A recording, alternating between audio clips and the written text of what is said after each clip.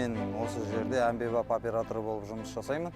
Самосвал және погрузчик. Жалпы стажым 6 жыл, осында жүргеніме 4 жыл болды. Бұл техникаға келу себебім, әкем себепші болды, әкем техника айдайды осындай. Бұл техника үлкен, қызығасын ішіне отырған кезде тоқтаған келмейді, жұмыс істей бергің келеді. Азарт жалпы.